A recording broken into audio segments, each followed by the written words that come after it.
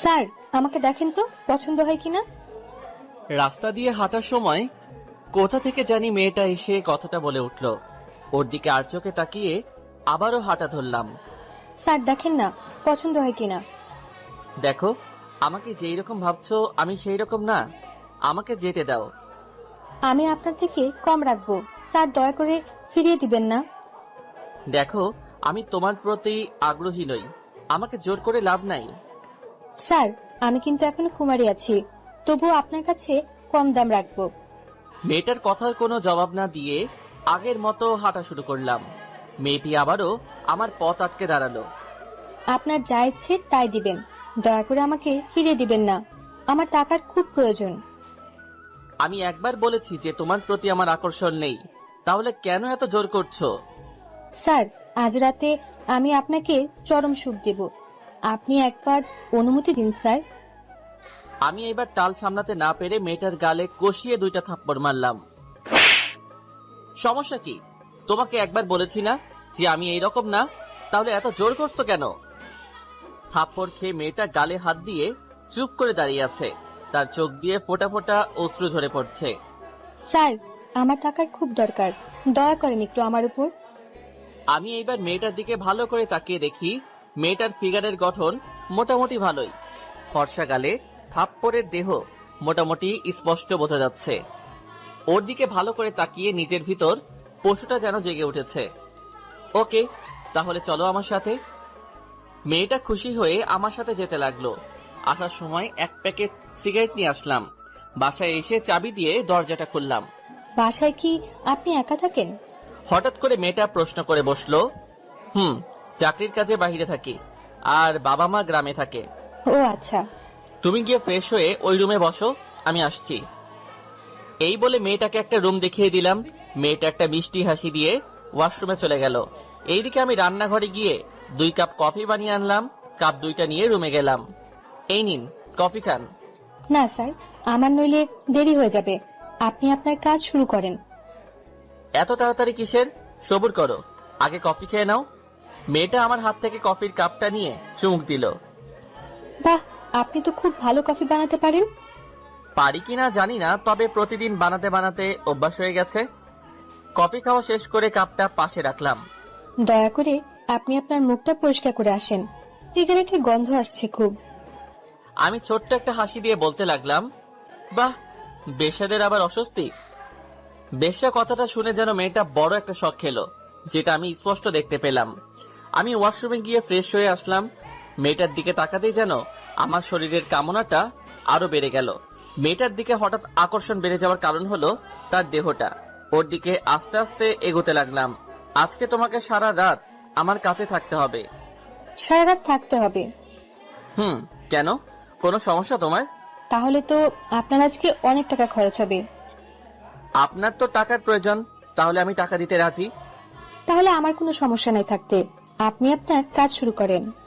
আমি কথা না বাড়িয়ে চুপচাপ মেয়েটির দিকে এগোতে লাগলাম। মেয়েটার মুখে অজানা ভয় বিরাজ করছে, যেটা আমার একদম দেখার বিষয় না। আমি মেয়েটাকে দেওয়ালের সাথে চেপে ধরলাম। ওর লাল ঠোঁটের জোড়াটা কাঁপছে। ঠোঁট দুটোতে চুমু খেতেই যেন সে কেঁপে উঠল। আমার প্রতিটা স্পর্শে সে সাড়া দিচ্ছে, কিন্তু তাও আবার জোর করে দিচ্ছে, যেটা আমি বুঝতে পারছি। সেই দিকে আমি লক্ষ্য না করে কামনায় ব্যস্ত হয়ে গেলাম। ধীরে ধীরে মেয়েটার নাভিতে স্পর্শ করতেই যেন ওর গায়ে শিহরণ দিয়ে উঠল। আমাকে বাধা দিতে গিয়ে পারল না, কারণ টাকার কাছে সে বন্দী। আমি ওকে ধীরে ধীরে বিবস্ত্র করে দিলাম। ধীরে ধীরে আমিও যেন মাতাল হয়ে যাচ্ছি। ঝাঁপিয়ে পড়লাম নিরীহ বেশ্যা মেয়েটার উপর। এইদিকে মেয়েটা ব্যথায় কাতরাচ্ছে, আমি সেই দিকেও খেয়াল না করে পশু হয়ে উঠলাম। মেয়েটা কুমারী থাকায় অনেক ব্লিডিং হয়েছে। নিজের কাজ শেষ করে ফ্রেশ হয়ে আসলাম। মেয়েটা তখনও বিছানায় ব্যথায় ছটফট করছে। মেয়েটাকে ফ্রেশ হতে সাহায্য করলাম। জানি মেয়েটার অনেক কষ্ট হয়েছে। আমি আরো এখন বিছানায় বসে আছি। মেয়েটা ধীরে ধীরে স্বাভাবিক হতে লাগলো। কেমন বোধ করছে এখন? এই তো ভালো বোধ করছি। আপনার সাথে মেলামেশা করলাম, অথচ আপনার নাম পরিচয়টা জানলাম না। জি, আমার নাম নিধি, এবার অনার্স ফাইনাল ইয়ারে পড়ছি। তুমি পড়াশোনা করো? আপনি হয়তো ভাবছেন যে বেশ্যা হয়ে পড়াশোনা করছি কিভাবে। ঠিক তাই। তা আপনার পরিচয় তো কিছুই জানলাম না। আমার নাম ইমন, শুধু এতটুকু জেনে রাখো। আর কোনো পরিচয় নেই আপনার? বাকিটুকু পরে না হয় জেনে নিও। আমিও এক সুন্দর গল্পের সাথে জড়িত, যেটা আজ থেকে আমার জীবনটা পরিবর্তন করে দিয়েছে। জানতে পারি কি সেই গল্পটা আমি? আজ না, আরেকদিন যদি নিয়ে আসেন তাহলে ঠিকই বলবো। আজ খুব ক্লান্ত আমি। আচ্ছা, সেটা তোমার ইচ্ছা, তবে আজ থেকে প্রতিদিন তুমি আমার কাছে আসবে, অন্য কারো কাছে যাবে না। যদি না যাই তাহলে টাকা পাবো কোথা থেকে? আমি তোমাকে মোটা টাকা দিব, তাই বলছি যাবেন না। তুমি বসো, আমি আরেক কাপ কফি নিয়ে আসছি। আচ্ছা। আমি চলে এলাম কফি বানাতে। কফির কাপ নিয়ে রুমে ঢুকে দেখি নিধি কার সাথে যেন কথা বলছে, আর আমাকে দেখে কলটা কেটে দিয়েছে। এই নাও তোমার কফি। ধন্যবাদ। আচ্ছা, আপনি কি একা থাকেন? একাই থাকি। কেন? আপনি আপনার ঘরের যা অবস্থা করে রেখেছেন, এটা কি মানুষ করে? নিধি কথা শুনে কিছুটা লজ্জা পেলাম। আসলে সারাটা দিন অফিসে থাকি তো, তাই সহজে গোছানো হয় না। আচ্ছা, এখন বিছানা থেকে নামুন। কেন, কি হয়েছে? আরে বাবা, নামতে বলেছি, নামুন। এত কথা বলছেন কেন? আমি বিছানা থেকে নেমে দাঁড়ালাম। নিধি আমার পুরোটা রুম সুন্দর করে গুছিয়ে দিল। এই কি, তুমি এই কাজ করছো কেন? আজ করেছি, কাল আপনি করবেন। আমি আজ দেখিয়ে দিলাম। ও আচ্ছা। নিধির সাথে কিছুক্ষণ গল্প করে ঘুমিয়ে পড়লাম। ভোর রাতে অনুভব করলাম যে কেউ একজন আমাকে ধাক্কাচ্ছে। ঘুম ঘুম চোখে তাকিয়ে দেখি যে নিধি দাঁড়িয়ে আছে। কি হয়েছে তোমার? ঘুম থেকে উঠুন আর আমাকে আমার পাওনাটা দিয়ে দিন। এই যে নাও তোমার টাকা। নিধি টাকা নিয়ে আর দাঁড়ালো না, সোজা চলে গেল। আমি আবার ঘুমিয়ে পড়লাম। সকালে উঠে ফ্রেশ হয়ে নাস্তা করে নিলাম। নাস্তা করে অফিসে চলে আসলাম। অফিসের কাজ করতে করতে সন্ধ্যা হয়ে গেছে, তাই কাজটা শেষ করে গাড়ি নিয়ে চলে আসলাম সেই জায়গায় যেখানে আমি নিধিকে আসতে বলেছি। ধুর, অনেকক্ষণ হয়ে গেল কিন্তু এখনো আসছে না। ধীরে ধীরে মেজাজটা আরো বেড়ে গেল। গাড়িতে ঢুকে গাড়িটা স্টার্ট দিলাম। হয়তো আজকে নিধি আসবে না, নয়তো আমার কথা ভুলে গেছে। গাড়ি কিছুটা সামনে এগোতেই পিছনে কেউ জানি ডাক দিয়ে উঠলো আমার নাম ধরে। গাড়িটা ব্রেক ধরে নেমে দেখি নিধি আমার দিকে আসছে। কি হলো, তোমার এত দেরি হলো কেন? বাসায় কাজ করছিলাম, তাই দেরি হয়ে গেছে। ওকে, গাড়িতে বসো তাহলে। বসছি। নিধি গাড়িতে বসলো, আমি ড্রাইভ করতে লাগলাম আর সিগারেট খাচ্ছি। আচ্ছা, আপনার এটা না খেলে হয় না? সিগারেটের কথা বলছো? ওইটার কথা বলছি। ইচ্ছে করলে ছাড়া যায়, কিন্তু ইচ্ছে করে ছাড়ি না। আজ থেকে আর আপনি সিগারেট খাবেন না। আপনার কথা হবে নাকি? আমার কথাই হবে। আপনি আর সিগারেট খাবেন না, এটা খুব খারাপ শরীরের জন্য। আচ্ছা, চেষ্টা করবো ছেড়ে দেওয়ার। হাতের সিগারেটটা ফেলে দিন। দিচ্ছি।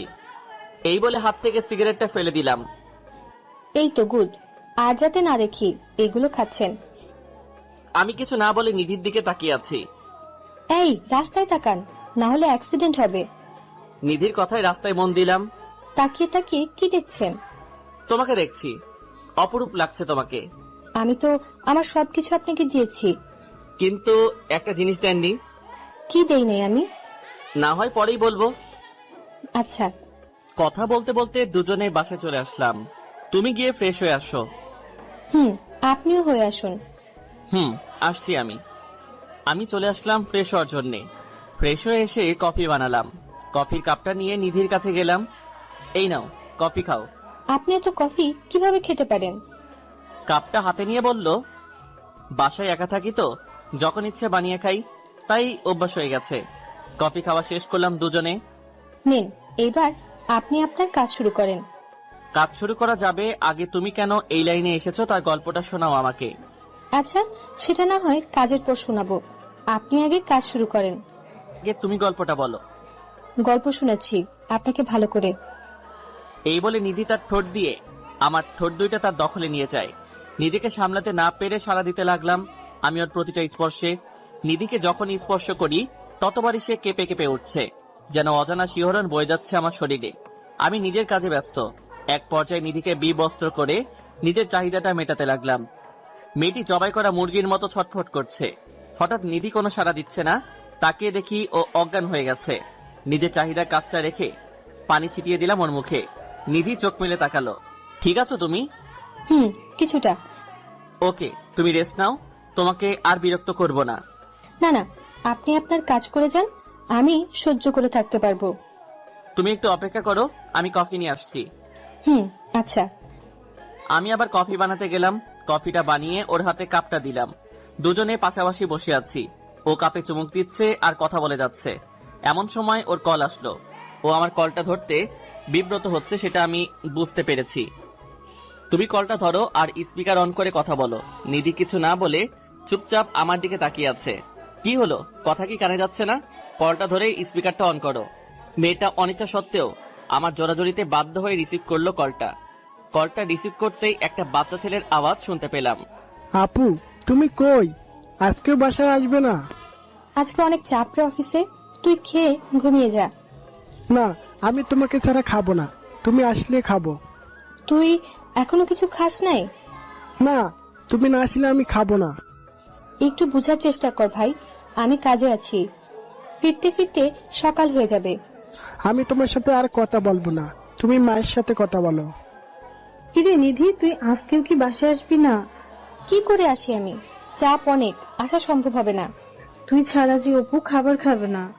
তুমি ওকে একটু বুঝিয়ে শুনিয়ে খাইয়ে দাও। চেষ্টা করেছি অনেক, কিন্তু পারছি না। তুমি ওকে মোবাইলটা আবার দাও।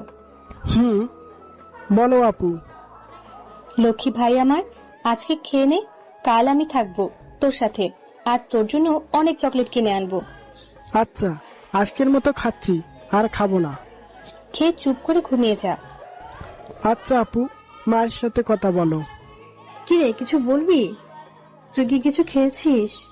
খেয়েছি আমি, তোমরা খেয়ে ঘুমিয়ে যাও। আচ্ছা, সকালে তাড়াতাড়ি চলে আসিস। আচ্ছা, আসবো। নিধি কল কেটে দিল। পাশে বসে থাকা আমি পাথর হয়ে বসে রইলাম।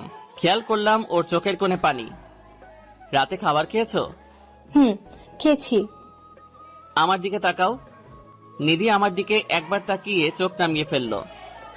তোমার চেহারায় বলে দিচ্ছে তুমি কিছু খাওনি, তাহলে মিথ্যে বলেছ কেন? নিধি চুপ করে রইল। 1 মিনিট অপেক্ষা করো, আমি আসছি। কই যাবেন আপনি? একটু আসছি, তুমি বসো। এই বলে আমি রান্নাঘরে এসে কিছু খাবার বেড়ে নিলাম নিধির জন্য। খাবারটা নিয়ে রুমে গেলাম। আমার হাতে খাবার দেখে নিধি কিছুটা অবাক হলো। অবাক হওয়ার কিছুই নেই, তোমার জন্য খাবার এনেছি। আমার খিদে নেই, আমি খাবো না। একদম চুপ, আর একটা কথা বলবা না। নিধি ধমক খেয়ে চুপ করে বসে রইল। নাও, হা করো, আমি ওকে খাইয়ে দিব। এইটা দেখে ও চমকে গেল। আপনি খাইয়ে দিবেন? আমি খাইয়ে দিব। সমস্যা আছে তোমার? নিধি মাথা নাড়িয়ে না বলল। তাহলে হা করো, আমি খাইয়ে দেই। নিধি হা করলো। আমি তাকে খাবারগুলো খাইয়ে দিতে লাগলাম। নিধি খাচ্ছে আর আমার দিকে তাকিয়ে আছে। এইভাবে কি দেখছো? আপনাকে দেখছি। কেন, আমাকে আগে দেখো নাই? দেখেছি, বাট এই রূপে আগে দেখি নাই। আচ্ছা, কথা না বলে চুপচাপ খেয়ে নাও। নিধিকে খাইয়ে বাকি খাবারগুলো রেখে আসলাম। এইবার বলো, তুমি কেন এই পথে নেমেছ? এই প্রশ্ন করার পর নিধি কিছুটা কষ্ট পেলাম, সেটা আমি বুঝতে পেরেছি স্পষ্ট। কি হলো, বলবা না? শুনতে চান আমার গল্প? তাহলে শুনুন। আমার জীবনে কোনো অভাব ছিল না। ভাবিনি কোনোদিন শরীর নিয়ে ব্যবসা করব। আমার বাবার অঢেল সম্পত্তি ছিল। বাবা মারা যাওয়ার পর থেকে চাচারা সব কেড়ে নিয়ে আমাকে আর আমার ভাই আর আমার মাকে রাস্তায় বের করে দেয়। ইদানিং আমার ভাই কঠিন অসুখে ব্যস্ত। তার চিকিৎসার জন্য অনেক টাকা প্রয়োজন। মায়ের সামর্থ্য নেই টাকার জোগাড় করার, তাই বাধ্য হয়ে ভাইয়ের জন্য এই পেশাটা গ্রহণ করলাম। নিধি এগুলো বলছে আর কাঁদছে। কেন জানি না, আজ ওর কথা শুনে আমার কাছেও খারাপ লাগছে। আমি ওর চোখের পানি মুছে দিলাম। আজ থেকে তোমার ভাইয়ের চিকিৎসার ব্যবস্থা আমি করে দিব, দায়িত্ব নিলাম আমি। নিধি আমার দিকে হা করে তাকিয়ে আছে। আমি ভেবে বলছি, আমি নিলাম তোমার ভাইয়ের দায়িত্ব। নিধির চোখ দুইটা কৃতজ্ঞতায় সজল হয়ে উঠল। সে হঠাৎ আমাকে জড়িয়ে ধরল আর কাঁদছে। আপনি আমার জন্য এত কিছু করবেন? এত কিছুই কই হলো, এইবার আমাকে ছেড়ে দাও। নিধি আমাকে ছেড়ে দিল। কাল থেকে তুমি আর এইসব কাজে আসবে না, আর বাসায় নিজের পরিবারকে সময় দিবা। আপনার কাছে না আসলে তো টাকা দিবেন না। তোমাকে আমি টাকা দিব, তাই তোমার আশা লাগবে না। আর নিজের পড়াশোনাটা চালিয়ে যাও। আচ্ছা। আর আজ থেকে আমাকে তুমি করে বলতে হবে, পারবে না বলতে? পারবো। আচ্ছা, তোমার নাম্বারটা দাও, সময় হলে কল দিব। আচ্ছা, দিব। এইভাবে নিধির সাথে কিছুক্ষণ কথা বললাম, বলেই দুজনে ঘুমিয়ে পড়লাম। সকাল ভোরে ভোরে আমি ঘুমে থাকতেই নিধি চলে গেল। সকালে উঠে ফ্রেশ হয়ে নাস্তা করে নিধিকে কল দিলাম। হ্যালো, কে বলছেন? আমি ইমন বলছি। হুম, বলো। এই তুমি যাওয়ার সময় আমার কাছ থেকে বলে যাওনি কেন? দেখলাম তুমি ঘুমে, তাই আর ডাকি নাই। নিজের পাওনাটা নিবে না? ওইটা না হয় আমার ভাইয়ের জন্য জমা থাকুক। ও আচ্ছা। নাস্তা করেছো? করেছি, তুমি করেছো?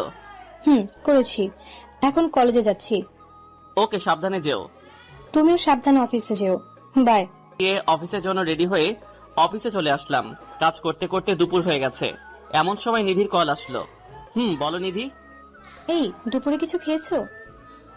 না, পরে খাবো। তুমি খেয়েছো? খেয়েছি। তুমি খাওনি কেন? পরে খাবো, কাজ করছি তাই। ওকে, দ্রুত খেয়ে নিবা। খাবো। আজকে তোমার আর আমার বাসায় আসার প্রয়োজন নেই, তুমি বাসায় থেকো। আচ্ছা, থাকবো। ওকে, বাই। কল কেটে দিয়ে অফিসের কাজে মন দিলাম। কাজটা শেষ করে বাসায় ফিরে আসলাম। রাতের খাবার খেয়ে নিলাম। ঘুমানোর জন্য প্রস্তুতি নিয়ে ঘুমিয়ে পড়লাম। এই কি নিধি, তুমি হঠাৎ বাসায়? তোমাকে ইনভাইট করতে এসেছি।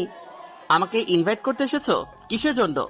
আগামী পরশু আমার বিয়ে, তার ইনভাইট। নিধির কথা শুনে যেন আকাশ থেকে পড়লাম। আমিও যে নিধিকে মনে মনে অনেকটাই ভালোবাসি, হয়তো প্রকাশ করা হয়নি, তাই বলে নিধি বিয়ে করবে? এসব কি বলছো তুমি? তোমার বিয়ে মানে? আমার বিয়ে মানে আমার বিয়ে। তাহলে আমার কি হবে? তোমার কি হবে মানে? আমিও যে তোমাকে খুব ভালোবাসি। কি? তুমি আমাকে ভালোবাসো? অনেক ভালোবাসি তোমাকে। তোমাকে ছাড়া থাকা যে অসম্ভব। তাহলে সেটা প্রকাশ করলে না কেন? তোমাকে হারানোর ভয়ে। যদি তোমাকে হারিয়ে ফেলি তাই। এখন তো আমাকে হারিয়ে ফেলেছো, কয়দিন পর আমি আরেকজনের বউ হব। না প্লিজ নিধি, এমনটা করো না। আমি যে অসহায় হয়ে যাব। নিধি কিছু না বলে হাঁটতে লাগলো। আমি ওকে পিছন থেকে ডাকছি, নিধি দাঁড়াও, প্লিজ দাঁড়াও। হঠাৎ ঘুমটা ভেঙে গেল আমার। পুরো শরীর দিয়ে আমার ঘাম বের হচ্ছে। তাহলে কি এটা স্বপ্ন দেখলাম? কিন্তু নিধিকে নিয়ে দেখলাম কেন? বুকটা এখনো ধপাস ধপাস করছে।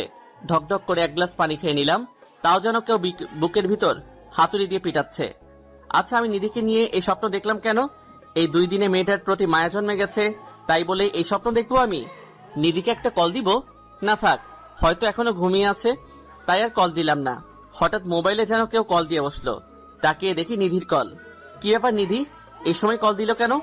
কোনো সমস্যা হয়নি তো? দ্রুত মোবাইলটা রিসিভ করলাম। এত রাতে কল দিলে যে, কোনো সমস্যা হয়েছে? না, আমার ঘুম আসছে না, তাই কল দিয়েছিলাম। তোমাকে বুঝি বিরক্ত করলাম? না না, কিসের বিরক্ত? তুমি ঘুমাওনি? ঘুমিয়েছিলাম, কিন্তু একটা অদ্ভুত স্বপ্ন দেখছি, তাই ঘুমটা ভেঙে গেল। কি স্বপ্ন দেখেছো? সেটা এখন না, পরে বলবো। তোমার ঘুম আসছে না কেন? জানি না কেন আসছে না, তবে কল কাটার পর আসবে হয়তো। ও তাই? তাহলে ঘুমিয়ে পড়ো। সকালে আমার অফিস আছে। ওকে, গুড নাইট। কলটা কেটে দিয়ে আমি আবারও হারিয়ে গেলাম ঘুমের রাজ্যে। সকালে ঘুম থেকে উঠে ফ্রেশ হয়ে নিলাম। নাস্তা করার পর দেখি নিধি কল দিয়েছে। কলটা রিসিভ করলাম। বলো। এই, তুমি কি বেরিয়েছো? না, এই তো এখন বের হব। আচ্ছা, তুমি বের হও। কেন, কি হয়েছে? কিছু না, তুমি বের হও। এই বলে নিধি কল কেটে দিল। আমি রেডি হয়ে নিচে আসলাম। নিচে এসে দেখি নিধি দাঁড়িয়ে আছে। আরে তুমি, তাও এই সময়? কলেজে যাব। তো যাও, এইখানে কি? আমি তোমার সাথে যাব। আচ্ছা, তাহলে অফিসে যাওয়ার সময় নামিয়ে দিব তোমাকে। আচ্ছা। দুজনে গাড়িতে বসলাম। আমি ড্রাইভ করছি। কাল রাতে ঘুম হয়েছে? হয়েছে কোনো মতে। বেশি ভালো না হওয়ার কারণ? কারণটা অন্য কেউ, যে আমার রাতের ঘুমটা কেড়ে নিয়েছে। তা কে সে ব্যক্তি? নাম বলা যাবে না, আছে একজন। তা তোমার ঘুম না আসার কারণ? আমার কারণ আছে, সেটা বলা যাবে না। কি এমন কারণ যে আমাকে বলা যাবে না? এখন না, পরে বলবো। আচ্ছা, হঠাৎ আমার সাথে কলেজে যাবার কারণ? কোনো কারণ নেই, এমনি যাচ্ছি। তা কাল কি স্বপ্ন দেখেছো তা তো বলবে না? সেটা বলে দিলে তো মনের কথা বলা হয়ে গেল। মানে বুঝলাম না। না কিছু না, এমনি। এখন গাড়ি চালান। আমি কথা না বলে ড্রাইভ করতে লাগলাম। নিধিকে কলেজে নামিয়ে দিয়ে আমি চলে আসলাম অফিসে। আজ অফিসে কাজ কম, তাই বসে বসে রেস্ট নিচ্ছি। হঠাৎ দেখি নিধি আমার ক্যাবিনে ঢুকলো। ওর দিকে তাকিয়ে আছি হা করে। আরে নিধি, তুমি এইখানে? আমার অফিস চিনলে কেমনে? আর এইখানে এসেছো কেন? আরে স্যার, কি বলছেন? আমি ফারিহা, নিধি না। ফারিয়ার কথায় ঘোরটা কেটে গেল। তাকিয়ে দেখি ফারিয়ার সামনে দাঁড়িয়ে আছে। ও তুমি? আসলে সরি, আমি বুঝতে পারি নাই। ওকে স্যার, সমস্যা নাই। তা কোনো সমস্যা আছে? স্যার, ফাইলটা কিছু সমস্যা করেছে, একটু দেখেন তো। কই দাও ফাইলটা। ফারিয়ার কাছ থেকে ফাইলটা নিয়ে ওকে বুঝিয়ে দিলাম। ওকে স্যার, তাহলে আমি যাই। ওকে যাও। আচ্ছা, আমি ফারিয়াকে নিধি মনে করলাম কেন? সব জায়গায় কেন যেন আমি নিধিকে দেখতে পাই। অফিসের কাজ শেষ করে বাসায় ফিরে নিজের জন্য কিছু রান্না করলাম। এমন সময় নিধির কল আসলো। এ কি করো? কি আর করবো, রান্না করছি। রান্না করতে বুঝি কষ্ট হয়? কেন, তুমি করো নাই কোনোদিন? না, মা সবসময় রান্না করে, তাই আমার করার প্রয়োজন নেই। আমার তো মা নেই এইখানে, তাই আমি নিজে রান্না করছি। ওকে, তাহলে খাওয়ার পর কল দিও আমাকে। ওকে দিব। কলটা কেটে দিয়ে খাবারটা খেয়ে শুয়ে রইলাম, আর পাশাপাশি মোবাইল টিপছি। আবার নিধি কল দিল। বলো। তোমার কি খাওয়া এখনো হয়নি? হয়েছে, আর এখন মোবাইল টিপছি। আমাকে কল দেওয়ার কথা কি মনে ছিল না? ও, একদম ভুলে গেছি, সরি। ভুলে তো যাবেই। আচ্ছা শোনো না, বলো। আপু আর মা তোমাকে দেখতে চায়। তা কিভাবে দেখা করব? আমার তো অফিস আছে। না, আমি কোনো কিছু শুনতে চাই না, তোমাকে আসতেই হবে কাল। কাল আসতেই হবে? আমি কাল কলেজে যাব না, আর তুমি কাল আমাদের বাসায় আসবে। আমি তো ঠিকানা জানি না। আমি মেসেজ করে পাঠিয়ে দেব তোমাকে। আচ্ছা ঠিক আছে, আসবো। আমি তোমার অপেক্ষায় থাকবো। হুম। আচ্ছা তুমি ঘুমাও, গুড নাইট। ওকে, গুড নাইট। কলটা কেটে দিয়ে কিছুক্ষণ মোবাইল টিপলাম, তারপর তলিয়ে গেলাম গভীর ঘুমে। সকালে উঠে ফ্রেশ হয়ে মোবাইলটা চেক করে দেখি নিধি তার ঠিকানা পাঠিয়ে দিয়েছে। নাস্তা করে রেডি হলাম নিধির বাসায় যাওয়ার জন্য। ওদের বাসার ঠিকানা খুঁজে বের করে ওদের দরজায় কলিং বেল চাপ দিয়ে দাঁড়িয়ে আছি। একটু পর একজন মহিলা এসে দরজাটা খুলে দিল। কে আপনি? আর কাকে চাই? ইয়ে মানে নিধি নামের কেউ থাকে এখানে? তোমার নাম কি ইমন? জি, আমার নাম ইমন। ও, তাহলে তুমি ইমন। আসো বাবা, ভিতরে আসো। আমি মহিলার পিছন পিছন ভিতরে ঢুকলাম। আমি সোফাতে বসে আছি, এমন সময় একটা ছেলে আসলো আমার কাছে। ভাইয়া, আপনি এসেছেন? জানেন, আপনার জন্য এতক্ষণ ধরে অপেক্ষা করছি। তোমার নাম অপু? কেন, তুমি আমাকে চিনো না? তোমাকে তো আগে দেখি নাই, তাই চিনতেও পারি নাই। জানো, আমি তোমার নামে আপুর কাছে অনেক কিছু জেনেছি। তা কি জেনেছো? তোমার নামে অনেক সুনাম করেছে আপু। তাই নাকি? তা তোমার আপু কই? আপু তো ওর রুমে। আচ্ছা, আমি ডাক দিয়ে আসি। দাও। আপু চলে গেল নিধিকে ডাকার জন্য। আমি ওদের বাড়ি চারপাশে দেখতে লাগলাম। আরে তুমি এখানে? আর আমি তোমাকে খুঁজে যাচ্ছি। নিধির কথা শুনে ওর দিকে তাকিয়ে হা করে দাঁড়িয়ে আছি। নিধি আজ সুন্দর করে সেজেছে, ঠিক আমার মনের মতো। নীল কালার একটা ড্রেস, চোখে কাজল, আর ঠোঁটে হালকা লিপস্টিক। ওকে দেখতে দারুণ লাগছে। এই কি হলো তোমার? নিধি ধাক্কা খেয়ে ধ্যান ভেঙে গেছে। ওর দিকে তাকিয়ে আছি। আমার ডায়াবেটিস হয়েছে মনে হয়। তোমার ডায়াবেটিস হয়েছে কখন আর কিভাবে? এত সুন্দর আর মিষ্টি করে সাজলে তো ডায়াবেটিস হবেই। হ্যালো মিস্টার, আমি আপনার ডায়াবেটিসের জন্য সাজিনি, সেজেছি ঘুরবো বলে। তুই ঘুরতে যাবে আজকে? যাব, তাও তোমার সাথে। আমার সাথে মানে? তোমাকে এখানে আনার প্ল্যান হচ্ছে মা আর আপুর সাথে পরিচয় করিয়ে দিয়ে, তারপর আমি আর তুমি সারাদিন ঘুরবো। আমি যদি না ঘুরতে যাই তাহলে কি করবে? মেরে নাক ফাটিয়ে দেব। এখন চলো। চলো। আজকে প্রথম নিধির সাথে ঘুরতে যাব। ভালোবাসার মানুষের সাথে ঘুরতে যাওয়ার অনুভূতি আগে হয় নাই, আর আজকে নিধিকে প্রপোজ করে দিব। যা হবার হবে। আউচ! এই তুমি আমাকে চিমটি কাটলে কেন? তুমি কি বয়রা নাকি? অনেকক্ষণ যাবত আমি ডাকছি, অথচ তুমি শুনছো না।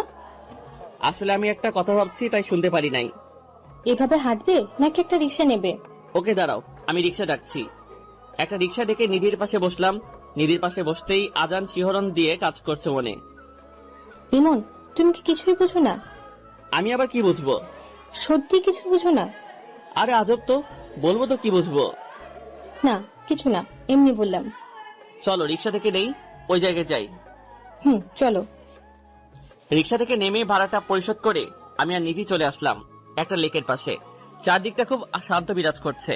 একটা পিচ্চি মেয়ে ফুল নিয়ে যাচ্ছে। আমি ওর কাছ থেকে অনেকগুলো গোলাপ কিনলাম। এগুলো আবার কার জন্য কিনেছো? আমি কিছু না বলে ওর সামনে গিয়ে হাঁটু গেড়ে বসলাম। চুপচাপ ওর মুখের দিকে তাকিয়ে বলতে লাগলাম, জানি না তুমি আমাকে কি জাদু করেছো। শত ব্যস্ততার মাঝে আমি শুধু তোমাকে দেখতে পাই। আমার প্রতিটা নিঃশ্বাসে যেন তোমার অস্তিত্ব খুঁজে পাই। আমার প্রতিটা অনুভূতি যেন তোমাকে ঘিরে। আমি তোমাকে শত ব্যস্ততার মাঝেও ভালোবেসে ফেলেছি। পারবি কি আমার অগোছালো জীবনটা গুছিয়ে দিতে? I love you. চোখটা বন্ধ করে চুপচাপ বসে আছি নিধির উত্তরের আশায়। জানি না সে কি বলবে আমাকে, হয়তো আমাকে নিষেধ করে দিবে। হালকা চোখ খুলে দেখি নিধির চোখে পানি। আমি উঠে ওকে জড়িয়ে ধরলাম। জড়িয়ে ধরার সাথে সাথে যেন ওর কান্না আগের থেকে বেড়ে গেল। এই পাগলি, কাঁদছো কেন? এই কান্না কষ্টের নয়, বরং খুশির। কোনোদিন আমাকে ছেড়ে যাবে না তো? না, কোনোদিন যাব না। আচ্ছা, এইবার চোখের পানি মুছে ফেলো বলছি। মুছলাম। এইবার মিষ্টি করে হাসি দাও। দিলাম। চলো এইবার ওইখানে গিয়ে বসি। চলো। দুজনে পাশাপাশি বসে আছি। আচ্ছা, আমাকে প্রপোজ করার চিন্তা আসলো কিভাবে? তোমাকে আমি নিজের অস্তিত্বের সাথে মিশিয়ে দিয়েছি। তা কিভাবে মিশিয়েছো? তোমাকে নিয়ে আমি রাতে স্বপ্ন দেখেছি, আবার আমার সহকর্মীকে তুমি ভেবে উল্টাপাল্টা কথা বলেছি। তাই নাকি? সব তোমার জন্য। আমাকে জাদু না করলেই পারতে। আচ্ছা, তোমার খারাপ লাগে না একজন পতিতার সাথে বসে আছো আর প্রেম করছো? নিধির মুখে পতিতা নামটা শুনে কিছুটা কষ্ট পেলাম। তুমি তো পতিতা না, তুমি তো আমার কাছে এসেছিলে আর আমি তোমাকে গ্রহণ করেছি। আমার কাছে তুমি পতিতা নও। আমাকে গ্রহণ করে কি নিজের জীবনটা নষ্ট করে দিলে? একটা থাপ্পড় দিব এখন, আর একটাও কথা বলবা না।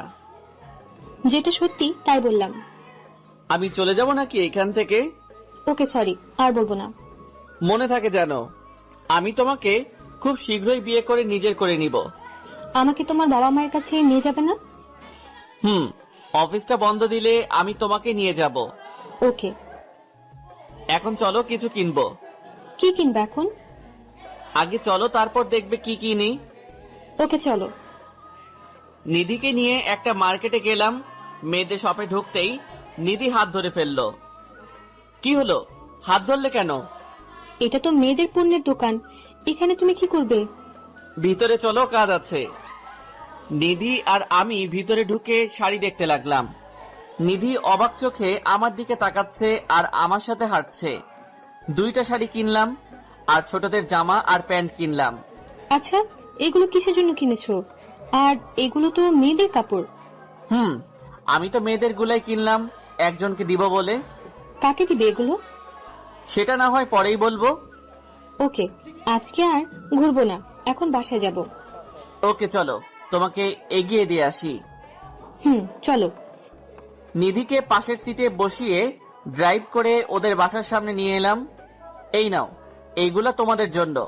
কি, এগুলো আমার জন্য? একটা শাড়ি তোমার মায়ের জন্য, আর একটা তোমার জন্য। জামা আর প্যান্টগুলো অপুর জন্য। কি দরকার ছিল আমার জন্য এগুলো কেনার?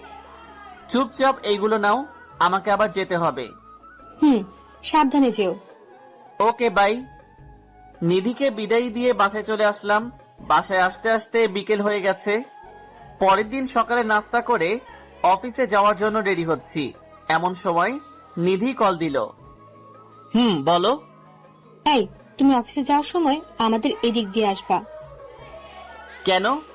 তোমার সাথে কলেজে যাব, তাই এদিকে আইসো। ওইখান দিয়ে তো আমার অনেক দূর হয়ে যাবে তাহলে। হলে হোক, তোমাকে আসতেই হবে।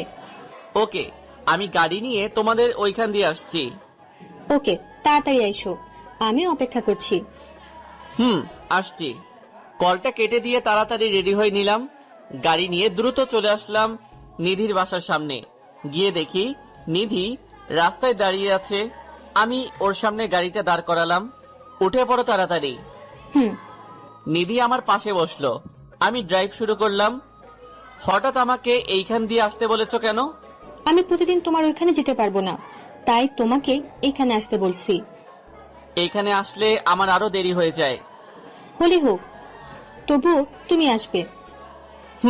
আসবো। জানো, কাল তোমার দেওয়ার জিনিসগুলো পেয়ে ওরা অনেক খুশি হয়েছে। তাই নাকি? তা তুমি খুশি হওনি? আমিও অনেক। তোমার কলেজে এসে গেছে, এখন নামো। সাবধানে যেও, বাই। Okay, by. অফিসে এসে কাজ করতে লাগলাম। এমন সময় বসের থেকে খবর আসলো যে পারিপার্শ্বিক কিছু কাজের জন্য অফিস নাকি কয়েকদিন বন্ধ। অফিসের কাজ শেষ করে বাসায় ফিরে রান্না করছি, এমন সময় মা কল দিল। হ্যাঁ মা, বলো। কি রে বাবা, কেমন আছিস? এই তো ভালো। তুমি আর বাবা কেমন আছো? এই তো ভালো। তা আমাদের তো ভুলেই গেছিস। ধুর, কি যে বলো না, তোমাদের কি ভোলা যায়?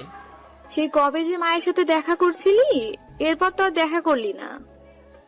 মা, তুমি জানো ব্যস্ত থাকি খুব, তাই আসতে পারি না। তবে অফিস বন্ধ দিয়েছে। তাহলে গ্রাম থেকে ঘুরে আয়। না মা, মাত্র কয়েকদিন বন্ধ, আসাটা ঠিক হবে না। আমি কিছুই শুনতে চাই না, তুই কাল সকালে বাসে উঠবি ব্যাস। ওকে, দেখি। না, কোনো দেখা দেখি নাই, তুই কাল আমার কাছে আসবি। আচ্ছা, আসবো। তা অফিস থেকে মনে হয় মাত্র ফিরেছিস, তাই না? এখন আসলাম। কিছু খেয়েছিস? না, এখন খাবো, রান্না প্রায় শেষ। ওকে, খেয়ে নে, পরে কথা বলবো। ওকে, আল্লাহ হাফেজ। কল কেটে দিয়ে কিছু খাবার খেলাম। খাওয়ার পর নিধির কল আসলো। বলো। কিছু বলবো না, শুধু শুনবো এখন। কি শুনবা? তুমি যা বলবে তাই শুনবো। কাল আমার সাথে যেতে পারবে? কোথায় যাব? কাল আমি গ্রামে যাব, আমার সাথে যেতে পারবে? যাব। তুমি কখন যাবে? যাব সকালে। তুমি আন্টিকে রাজি করাতে পারবে? আরে, আমি মাকে বললে মা আর না করবে না। ওকে, তাহলে কাল রেডি থাইকো, আমি তোমাকে নিয়ে যাব। জানো আমি তোমার কথায় কত খুশি হয়েছি? না, জানি না, বলো কতটা খুশি হইছো। অনেক খুশি হয়েছি, যা বলে বোঝানো সম্ভব না। থাক, বেশি খুশি হইও না, পরে কাঁদতে হবে। তাও ঠিক। আচ্ছা বাই, পরে কথা বলবো। ওকে, বাই, লাভ ইউ। এইভাবে কেটে গেল রাতটি।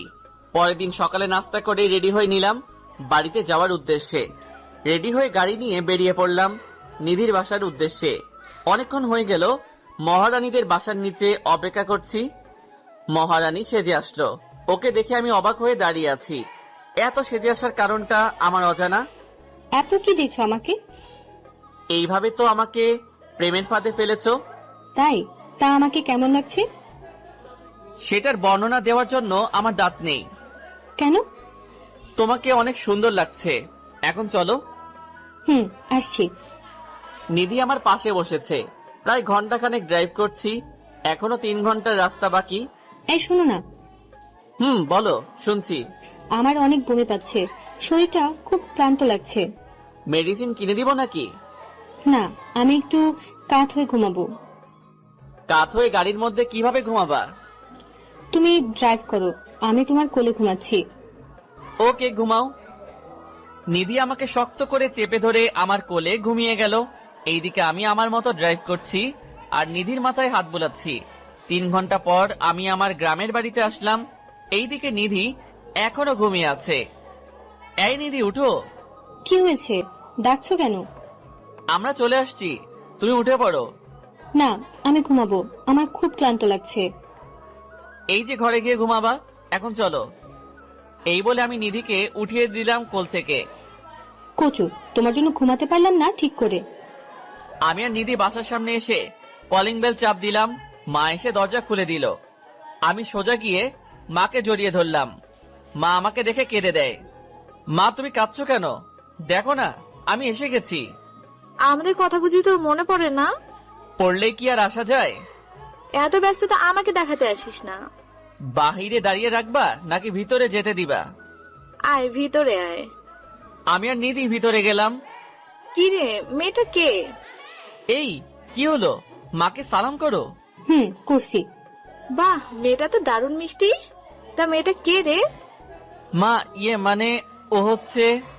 থাক, আর বলতে হবে না, আমি বুঝতে পেরেছি। আমার ঘরের বউকে এইভাবে এনেছিস কেন? এই বলে মা আমার কান ধরলো। মা ছাড়ো, লাগছে আমার। তুই একে বিয়ে করে আনতে পারতি, ওকে এইভাবে এনেছিস কেন? বিয়ে করব সামনে, এখন না। আচ্ছা, তোরা গিয়ে রেস্ট নে, আমি তোদের খাবার ব্যবস্থা করছি। আচ্ছা।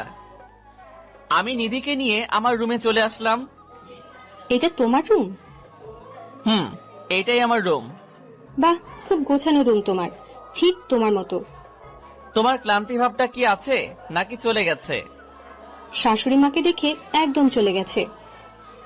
ওকে, তুমি ফ্রেশ হয়ে আসো। নিধি চলে গেল ফ্রেশ হতে। আমি শুয়ে আছি, নিধি ফ্রেশ হয়ে আসলো, আমি গেলাম ফ্রেশ হতে। মা খাবার খাওয়ার জন্য ডেকে গেছে। দুজনে চলে গেলাম খাবার খাওয়ার জন্য। মা, বাবা কোথায়? তোর বাবা বাজারে গেছে। ফিরবে কখন? এই তো কিছুক্ষণের মধ্যে ফিরবে। ও, আমরা কি এবার তোর বিয়ে নিয়ে কথা বলতে পারি? পাগল নাকি? আগে আমি সেট আপ হয়ে নেই, তারপর না হয় ভাবা যাবে এইগুলা নিয়ে। সেটা অনেক হয়েছিস, এবার বিয়েটা কর। কয়েকদিন পর আমি তোর বাবার সাথে এই নিয়ে কথা বলবো। মায়ের মুখে বিয়ের কথা শুনে নিধির মুখ লাল হয়ে গেছে লজ্জায়। লজ্জা নিয়ে খাবারটাকে রুমে আসলাম। কিছুক্ষণ পর আমার রুমে নিধি আসলো। এ কি, তুমি আমার রুমে কি করছো? এমনি আসলাম তোমার রুমে। তুমি মায়ের সাথে গল্প করো, আমি একটু ঘুমিয়ে নেই। মা তো কি জানি কাজ করছে, কাজ শেষ হলে আমি যাব মায়ের কাছে। তা আমার পরিবারকে কেমন লাগছে তোমার? খুব ভালো লাগছে, সবাই খুব মিশুক। ওকে, আমি ঘুমাবো। আমিও তোমার বুকের উপর ঘুমাবো। পাগল নাকি? কেউ হঠাৎ করে রুমে আসলে কি করবে? কেউ দেখবে না, আমাকে ঘুমাতে দাও। পরে দিব, এখন মায়ের কাছে যাও। যাচ্ছি। নিধি চলে গেল মায়ের কাছে, আর আমি তলিয়ে গেলাম গভীর রুমে। ঘুম থেকে অনুভব করলাম কেউ একজন আমাকে ধাক্কাচ্ছে। ঘুম ঘুম চোখে তাকিয়ে দেখি নিধি দাঁড়িয়ে আছে। কি হয়েছে, ধাক্কাচ্ছ কেন? এই, অনেকক্ষণ ঘুমিয়েছো, এখন উঠে পড়ো। আর একটু ঘুমাতে দাও আমাকে। না না, দেখো রাত হয়ে গেছে, এখন উঠে পড়ো। ধুর, তোমার জন্য ঘুমাতেও পারলাম না। এখন ফ্রেশ হয়ে আসো। যাচ্ছি। ফ্রেশ হয়ে এসে মায়ের বানানো গরম গরম পিঠা খেলাম। পিঠা খাওয়ার পর ছাদে বসে আছি দোলনায়। এমন সময় পিছন থেকে কেউ কাঁধে হাত রাখলো। পিছনে তাকিয়ে দেখি নিধি দাঁড়িয়ে আছে। দাঁড়িয়ে আছো কেন? বসো এখানে। তা একা একা কি করছো? এমনি বসে আছি। তা তুমি আসলে যে? তোমাকে খুঁজে বেড়াচ্ছি আমি, তাই ভাবছি যে তুমি এখানে আছো। অনেকদিন পর গ্রামে আসায় মনটা খুব ফ্রেশ ফ্রেশ লাগছে। কাল আমাকে একটু গ্রাম দেখতে নিয়ে যাবে? যাব। হাত সরাও, আমি তোমার কোলে মাথা রেখে ঘুমাবো। ঘুমাও। নিধি আমার কোলে শুয়ে আছে, আর আমি তার মাথায় বিলি কেটে দিচ্ছি। আচ্ছা, আমরা কবে ঢাকা ফিরবো? এই তো 2 দিন পর। মাকে ছেড়ে যেতে খারাপ লাগছে আমার। বিয়ে করে বউ করে আনলে মাকে নিজে করে নিও। আমি তোমাকে এখনই নিজের আপন করে নিয়েছি। তুমি যে আমার জীবনে আসবে তা আমি কোনোদিন কল্পনা করি নাই, আর এতটা ভালোবাসবো তা আমার কল্পনার বাহিরে। আমারও ঠিক এই অবস্থা। এই, তুমি কি ঘুমাচ্ছ? তোমার কোলে মাথা রাখার পর ঘুম পাচ্ছে অনেক। তাহলে উঠে রুমে যাও, ঘুমিয়ে পড়ো। না, আমি এখানে আর তোমার কোলে ঘুমাবো। ধুর, পাগলের মতো কথা বাদ দিয়ে এখন উঠো। তোমার জন্য ঘুমাতেও পারি না ঠিক মতো। কোলে এখন না, পরে ঘুমাইও। এখন রুমে যাও। যাচ্ছি। নিধি চলে গেল রুমে। আমি কিছুক্ষণ ছাদে বসে রুমে চলে আসলাম। এসে দেখি পাগলিটা আমার রুমে ঘুমিয়ে গেছে। রুমে এসি চলছে। রুমটা অনেক ঠান্ডা হয়ে গেছে। ওর শরীরে কাঁথাও নেই, তাই একটা কাঁথা ওর শরীরে দিয়ে দিলাম। ও ঘুমের ঘোরে আমার হাতটা ধরে রেখেছে।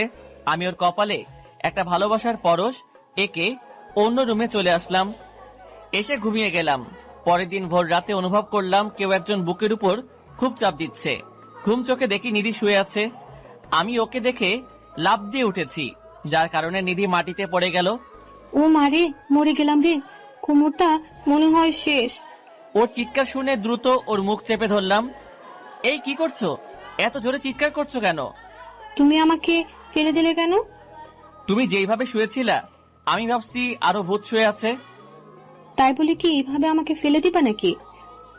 হয়েছে বাবা, সরি। এখন তুমি তোমার রুমে যাও। আমি যেতে পারবো না, আমার কোমর ব্যথা করছে। কেউ দেখার আগে আমি তোমাকে দিয়ে আসি। না, আমি তোমার বুকে ঘুমাবো, তাহলে ঠিক হয়ে যাবে। আরে না, কেউ দেখে ফেললে সমস্যা হবে। কিছু হবে না, আমি সকাল হলে চলে যাব। তবুও না, তুমি এখন তোমার রুমে যাও। না, আমি যাব না, এখন আমি চিৎকার করব বলে দিলাম। ধুর, তোমাকে নিয়ে আর পারি না। তোমাকে পারতে হবে না। এই বলে নিধি আমাকে জোর করে জড়িয়ে ধরে শুয়ে পড়ে। যেভাবে শুয়ে আছো সেভাবেই থাকো, নড়াচড়া করবা না একদম। করব না। গুড। ভোরে ভোরে চলে যেও কিন্তু। ওকে। নিধিকে বুকের মাঝে রেখে আবারও ঘুমিয়ে পড়লাম। সকালে উঠে দেখি নিধি আমার বুকে এখনো শুয়ে আছে। এই উঠো, মা চলে আসবে। কি হয়েছে, ঠিক মতো ঘুমাতে দিবা না নাকি? তুমি তোমার রুমে যাও, সকাল হয়ে গেছে। এই বলে নিধিকে উঠিয়ে দিলাম। আজকে অনেক ভালো ঘুম হয়েছে আমার। ভালো হয়েছে, এখন যাও। যাচ্ছি বাবা, যাচ্ছি। সকালের নাস্তা করে নিলাম। নাস্তা করে আমি আমার রুমে বসে আছি। কিছুক্ষণ পর নিধি সেজে গুজে আমার রুমে আসলো। কি হলো? এত সাজার কারণটা কি? তুমি জানো না কেন এত সেজেছি? না, আমার তো কিছুই মনে পড়ছে না। আজকে তো আমাকে নিয়ে গ্রাম ঘুরতে বের হবা, এটাও কি ভুলে গেছো? ও, মনে পড়েছে। আচ্ছা, তুমি একটু অপেক্ষা করো, আমি রেডি হচ্ছি। তাড়াতাড়ি করো, নইলে দেরি হয়ে যাবে। আচ্ছা। দ্রুত রেডি হয়ে নিধির সামনে গেলাম। শেষ তোমার দেরি হওয়া? শেষ করলাম মাত্র। দেখি হাতটা। আমার হাত দিয়ে তুমি কি করবে? দিতে বলেছি দাও। কথা না বাড়িয়ে হাতটা বাড়িয়ে দিলাম নিধির দিকে। আউচ! এই তুমি আঙ্গুলে কামড় মারলে কেন? আমি ছাড়া কেউ যাতে নজর না দেয়, তাই এমন করেছি। ওকে, এখন চলো। নিধির হাত ধরে বেরিয়ে পড়লাম গ্রামের আলপথ দিয়ে। চারপাশে সবুজ মাঠের সমারোহ, সোনালী ফসল বাতাসে দোল খাচ্ছে। আমি নিধির হাত ধরে সামনে এগিয়ে যাচ্ছি। নিধিকে নিয়ে সারা গ্রাম ঘুরলাম। এখন দুজনের রাস্তা দিয়ে হাঁটছি আর গল্প করছি। এই ফুচকা খাবো। ধুর, এইগুলো ভালো না, অসুস্থ হয়ে যাবে। না, আমি খাবোই, চলো না খাবো। ওকে চলো। নিধির জন্য ফুচকা অর্ডার করলাম। তুমি খাবে না? না, আমি খাবো না। বুঝেছি, আমার কাছ থেকে খাওয়ার ধান্দা, তাই না? ঠিক তাই। আমার কাছ থেকে একটাও দেব না। ওকে দিও না। ফুচকা দিয়ে গেল আর নিধি খেতে লাগলো। আমি আনমনা ভাবে ওর খাওয়া দেখছি। কি দেখছো এমন করে? রাক্ষসীর খাওয়া দেখছি। কি, আমি রাক্ষসী? আরে না না, আমি তোমাকে বলি নাই, বলেছি ওই পাশের দেশ ভারতের একটা মেয়েকে। আমাকে বোকা বানিয়ে লাভ নাই। বুঝছি, তুমি অনেক চালাক। এখন খাও তুমি। তুমি হা করো, আমি তোমাকে খাইয়ে দেই। না, আমি খাবো না। হা করতে বলেছি আমি। করলাম। হা করতে নিধি আমার মুখে একটা ফুচকা ঢুকিয়ে দিল। আমিও খেতে লাগলাম। কি কেমন লাগছে? ভালোই লাগছে। তাড়াতাড়ি খাও, মা আবার চিন্তা করবে। খাচ্ছি। নিধির খাওয়া শেষ করে আমরা চলে আসলাম বাসায়। এইভাবে গ্রামে কয়েকদিন ছিলাম, এখন আবার শহরে ফিরে যাব। ব্যাগ গোছানো শেষ। মায়ের কাছ থেকে বিদায় নেওয়ার সময় নিধি কেঁদে দিয়েছে। অতঃপর মায়ের কাছ থেকে বিদায় নিয়ে ঢাকা চলে আসলাম দুজনে। কাল সকালে অফিস আছে, তাই রাতে কিছু রান্না করে খেয়ে নিলাম। অফিস শুরু হয়েছে অনেক আগেই। মায়ের জোড়াজড়িতে অনেকদিন থাকতে হয়েছে। নিধিকে ওর বাসায় এগিয়ে দিয়ে এসেছি। রাতে খাবার খেয়ে শুয়ে আছি, এমন সময় নিধির কল আসলো। বলো। আমার কিছুই ভালো লাগছে না। কেন? মাকে খুব মিস করছি আমি। মন চায় মায়ের কাছে ফিরে যাই। ওকে, অফিস বন্ধ দিলে আমরা আবার যাব। কি করছো এখন? এই তো খেয়ে শুয়ে আছি। তুমি কি করছো? আমিও শুয়ে আছি। আচ্ছা, পরে কথা বলি, আমাকে আবার কাল অফিসে যেতে হবে। Okay, good night, love you. Okay, love you. Call কেটে দিয়ে ঘুমিয়ে পড়লাম। পরের দিন সকালে অফিসে চলে গেলাম। ঠিক এমন সময়ে বসের ডাক আসলো। আসবো স্যার? জি মিস্টার ইমন, আসুন। ধন্যবাদ স্যার। তা আপনি দাঁড়িয়ে আছেন কেন? বসেন এইখানে। তা স্যার ডেকেছেন কেন? কারণটা হলো আমাদের অফিসের কাজে প্রতি বছর কিছু লোক দেশের বাইরে যায়, তা আমি চাই এইবার আপনি যান। ওকে স্যার, আমি যেতে পারবো। আপনাকে নেওয়ার কারণটা হলো আপনি খুব ভালো দায়িত্ব পালন করতে পারেন, আশা করি এটাও পারবেন। আমি আমার সর্বোচ্চ চেষ্টা করব। গুড, তাহলে আপনি এখন যান, খুব শীঘ্রই আপনার ফ্লাইট হবে। ধন্যবাদ স্যার। ক্যাবিনে বসে বসে ফাইলগুলো চেক করছি, এমন সময় নিধি কল দিল। বলো। ইমন, তুমি কোথায়? একটু আসতে পারবে? নিধির কান্না শুনে যেন বুকটা মোচড় দিয়ে উঠল। কি হয়েছে তোমার? কাঁদছো কেন? আমাকে খুলে বলো। আমার ভাইয়া খুব অসুস্থ হয়ে যায় হঠাৎ করে, আমরা তাকে ঢাকা মেডিকেলে নিয়ে যাচ্ছি। ওকে, তোমরা থাকো, আমি আসছি এক্ষুনি। আসো। একদম কাঁদবা না বলে দিলাম, তোমার ভাইয়ের কিছুই হবে না। তাই যেন হয়। আমি আর দেরি না করে বসের কাছ থেকে ছুটি নিয়ে চলে গেলাম হাসপাতালে। কেবিনের সামনে নিধি বসে আছে আর কাঁদছে। আমাকে দেখে ও জড়িয়ে কান্না শুরু করে দিল। বললাম না কাঁদতে না, আবার কাঁদছো কেন? তা ডাক্তার কি বলেছে? ডাক্তার এখনো কিছু বলে নাই, তবে ওনার চেম্বারে ডেকেছিল। গিয়েছো তুমি চেম্বারে? না, এখন যাব, তুমিও সাথে চলো। আসছি। আমি আর নিধি চলে গেলাম ডাক্তারের চেম্বারে। কি বুঝলেন রোগীকে দেখে? আসলে আমরা ওর চেক আপ করেছি, তাতে ধরা পড়েছে যে ছেলেটার ব্রেন টিউমার হয়েছে। ডাক্তারের কথা শুনে নিধি ঠাস করে মাটিতে বসে পড়ে। এত ভেঙে বললে চলবে নাকি? আরো শক্ত হও।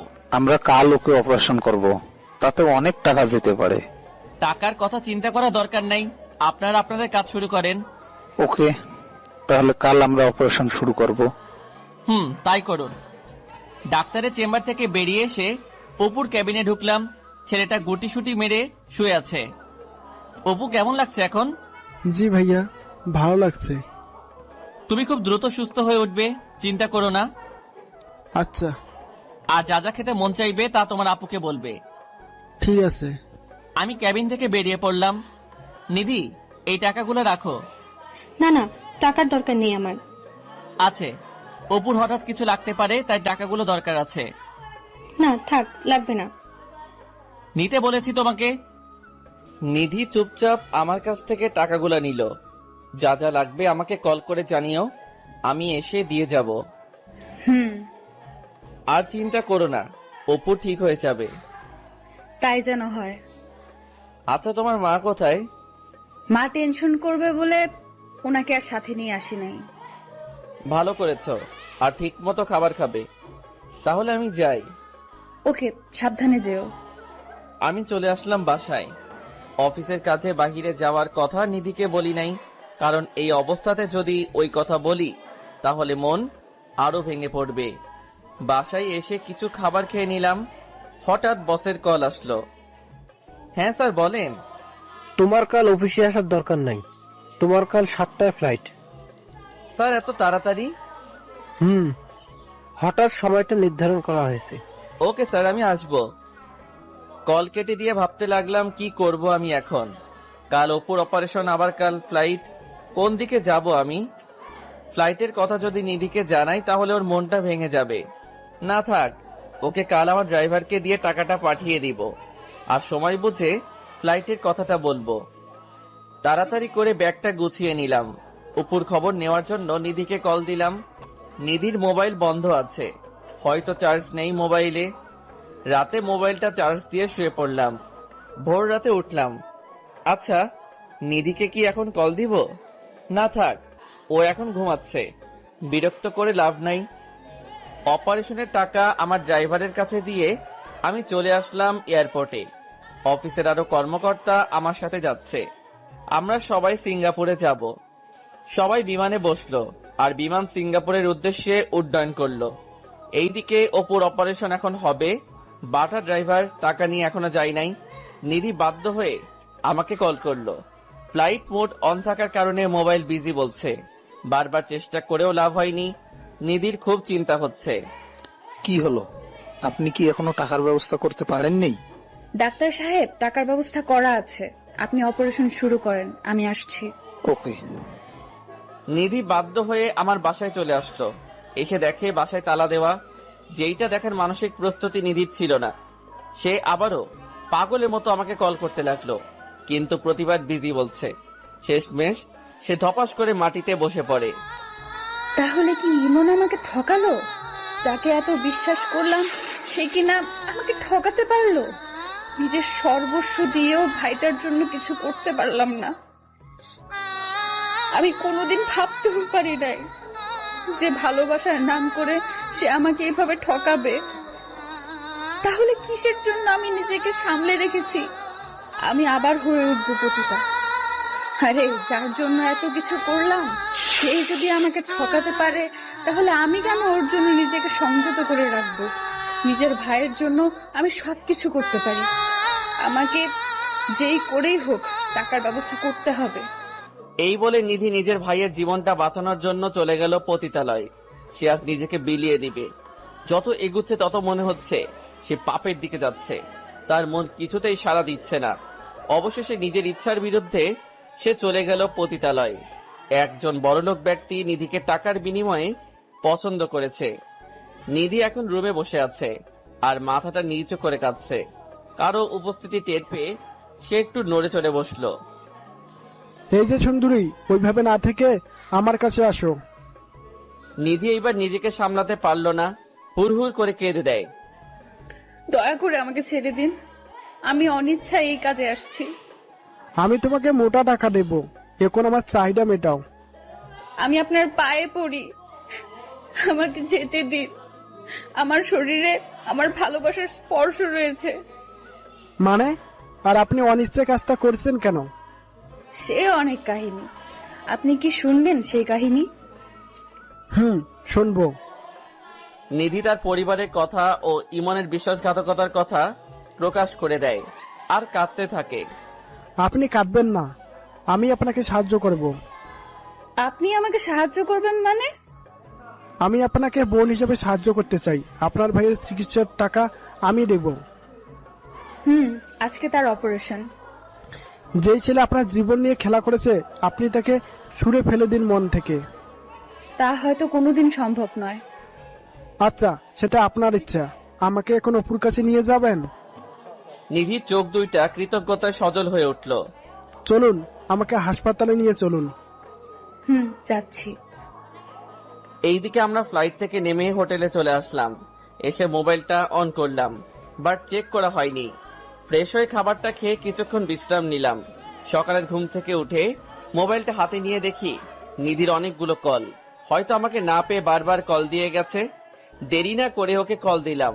রিং হওয়ার সাথে সাথে রিসিভ করলো নিধি। এই, তোমাকে একটা কথা বলার জন্য কল দিয়েছি। আসলে আমি... চুপ থাক তুই, তোর মতো বিশ্বাসঘাতক আর বেঈমানের কল দেওয়ার কোনো প্রয়োজন নেই। নিধির কথা শুনে যে থমকে গেলাম। এ কি নিধি, তুমি এমন ভাবে কথা বলছো কেন? বেঈমানের সাথে আর কত সুন্দর করে কথা বলবো? বুঝতে পেরেছি, আমি বাহিরে আসাতে তুমি খুব কষ্ট পেয়েছো, তাই এসব বলছো। আরে কত কষ্ট পেয়েছি আমি তোর মতো বেঈমানকে ভালোবেসে। নিধি, তুমি এসব কি বলছো? আমার মাথায় তো কিছুই ঢুকছে না। ঢুকবেই বা কি করে? এখন তো অন্য মেয়ে নিয়ে ব্যস্ত আছিস, তাই আমাকে আর লাগবে না। নিধি সীমা অতিক্রম করবে না।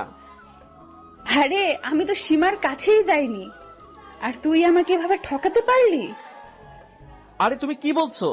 আমাকে সবটা খুলে বলো। তুই তোর চাহিদা মেটানোর জন্য আমাকে এইভাবে ব্যবহার করলি, ঠিকই শেষে নিজেকে গুটিয়ে নিয়ে পালিয়েছিস। আমি পালিয়েছি মানে? তুই আমাকে মিথ্যা আশ্বাস দেখিয়ে স্বপ্ন দেখিয়েছিস, এই তোর নমুনা। আচ্ছা, তুমি কি শুরু করেছো? আমি অফিসের কাজে বাহিরে এসেছি, তাই তোমাকে কিছু জানাতে পারি নাই। আরে তুই তো টাকা দেওয়ার ভয়ে পালিয়েছিস। তুই জানতি আমার ভাইয়ের অপারেশন হবে, তাও তুই টাকা না দিয়ে পালিয়েছিস। বলছো তুমি এসব? আমি তো টাকা দিয়ে এসেছি। থাক, আর মিথ্যে বলতে হবে না। তুই তোর টাকা নিয়েই থাক। যে আমার বিপদে ছেড়ে চলে যায় তার কোনো দরকার নেই আমার। বিশ্বাস করো নিধি, আমি সত্যি টাকা দিয়ে এসেছি। তোমার ভুল হচ্ছে কোথাও। তোর সাথে আমার আর কথা নেই, তুই তোর রাস্তায় যা। প্লিজ, আমার কথাটা শোনো, তোমার ভুল হচ্ছে। তুই আর আমাকে কল দিবি না, তোর মতো বেঈমানের সাথে আমার কোনো কথা নেই। শুনো নিধি, শুনো। নিধিকে বারবার কল দিলাম, কিন্তু সে কল রিসিভ করলো না। এক পর্যায়ে নিধি আমাকে ব্লক করে দিল। নিধির কথাগুলো শুনে ধপাস করে মেঝেতে বসে পড়ি আমি। নিধিও আমাকে ভুল বুঝলো। আচ্ছা, আমি তো ড্রাইভারের কাছে টাকা দিয়ে এসেছি, তাহলে টাকা নিধি পেল না কেন? ড্রাইভারকে কল দিলাম, কিন্তু নাম্বার বন্ধ বলছে। বারবার দেওয়ার পরও নাম্বার বন্ধ। নিধির কথাগুলো যেন বুকের মধ্যে তীরের মতো গেঁথে গেল। যে নিধিকে এত বিশ্বাস করতাম, আমি সেই নিধি আজ আমাকে এইভাবে বলতে পারলো। না, আমাকে দেশে ফিরতেই হবে, খুব শীঘ্রই ফিরতে হবে। এইভাবে কেটে গেল 2 দিন। কোনো মতে অফিসের কাজ শেষ করে দেশে ফিরে আসলাম। বাসায় না এসে সোজা নিধিদের বাসায় চলে গেলাম। গিয়ে দেখি অপুর মাথায় ব্যান্ডেজ করানো, আর সে বাহিরে বসে আছে। আমাকে দেখে খুব খুশি হলো। ভাইয়া, তুমি এসেছো? এসেছি। তা তুমি কেমন আছো? ভালো না। এটা কি দিয়েছে মাথার উপরে? ভালো লাগে না এটা। এইটা ব্যান্ডেজ। এটা দিয়েছে যাতে তুমি দ্রুত সুস্থ হয়ে যাও। ভাইয়া, তুমি কোথায় গিয়েছিলে? তুমি আমাকে হাসপাতালে দেখতে আসো নাই কেন? আমি আসলে কাজে ছিলাম, তাই সরি ভাইয়া। দাঁড়াও, আমি আপুকে ডেকে আনছি। তা তুমি এখানে কি করছো? এখানে অনেক বাতাস আর রোদ গায়ে লাগে, তাই এখানে বসে আছি। আচ্ছা, তা তোমার আপু কোথায়? তুমি গিয়ে আপুর সাথে দেখা করে এসো। আপু তুই কার সাথে কথা বলছিস রে? নিধির কথা শুনে পিছনে তাকিয়ে দেখি নিধি দাঁড়িয়ে আছে। তুই আবার এইখানে কেন এসেছিস? আমার কথাটা তো শুনো নিধি। তোর কথা শোনার মতো টাইম আমার নেই। তোর মতো বিশ্বাসঘাতকের মুখ দেখাচ্ছে না দেখাই ভালো। আমি সত্যি আমার ড্রাইভারের কাছে টাকা দিয়ে এসেছিলাম। তাহলে ড্রাইভার সেই টাকা কি করেছে? তোমাকে আবার বিকাশ করে দিয়েছে, তাই না? তুমি আমাকে ভুল বুঝতেছো। তুই বিদেশ যাওয়ার আগে আমার কাছে বলে যাস নাই, কারণ তুই আমাকে ব্যবহার করেছিস। আপু তুমি ভাইয়াকে এসব কি বলছো? তুই এখানে দাঁড়িয়ে আছিস কেন? ঘরে যা। ওকে ধমকাচ্ছ কেন? ও ছোট মানুষ। থাক, ওর জন্য আর দরদ দেখাতে হবে না তোর। আর তুই আমার চোখের সামনে কোনোদিন আসবি না। আমি বিদেশ গিয়েছি তোমাকে না বলে, কারণ তোমার ভাইয়ের অপারেশন আর আমার বাহিরে যাওয়া নিয়ে তোমার চিন্তা আরো বাড়িয়ে দিবে, তাই আমি তোমাকে কিছু বলি নাই। না বলে উদ্ধার করে ফেলেছিস। তুই এখন এখান থেকে যা, আর কোনোদিন এখানে আসবি না। আমাকে কি বলারও সুযোগ দিবে না? অনেক বলেছিস তুই। আর যদি আমার সামনে কোনোদিন দাঁড়াস তাহলে আমার মরা মুখ দেখবি। কি? যা বললাম আমি কিন্তু তাই করব। তাই তুই এখান থেকে চলে যা। আচ্ছা, আর কোনো দিন তোমার সামনে আসবো না, কিন্তু একদিন তুমি সব সত্যিটা জানতে পারবে। কোনো সত্যি আমার জানার দরকার নেই। এই বলে নিধি চলে গেল ঘরের মধ্যে। আমার দু চোখ বেয়ে পানি পড়ছে। হঠাৎ কারো নরম হাতের স্পর্শে আমার চোখে পানি মুছে গেল। তাকিয়ে দেখি অপু দাঁড়িয়ে আছে। ভাইয়া কান্না করো না, আপু খুব পচা, আমি আর আপুর সাথে কথা বলবো না। ধুর, কই কান্না করছি? তোমার আপু তোমাকে খুব ভালোবাসে, তাই তার সাথে কথা না বললে তোমার আপু তো খুব কষ্ট পাবে। পাক কষ্ট, আপু তোমাকে কষ্ট দিয়েছে। ধুর গাধা, কই কষ্ট দিয়েছে আমাকে? যাও, তুমি এখন ঘরে যাও। যাব। আমাকে কিন্তু দেখতে আসবা মাঝে মাঝে। আসবো। আমি চলে আসলাম বাসায়। আস্তে আস্তে অনেকটাই দেরি হয়ে গেছে। জীবনে কোনোদিন সিগারেট খাই নাই। আজকে কষ্ট ভোলার জন্য 2 প্যাকেট নিয়ে আসলাম। রাতের খাবারটা না খেয়ে কিছু সিগারেট খেলাম। অসহ্য মাথা ব্যথার কারণে ঘুমিয়ে পড়েছি। পরের দিন সকালে অফিসে গেলাম না। অফিস খোলা ছিল, বাট যারা দেশের বাইরে গিয়েছে তাদের জন্য কয়েকদিন ছুটি, তাই আজকে আমার অফিস নেই। সকালে কিছু হালকা খাবার খেয়ে নিলাম।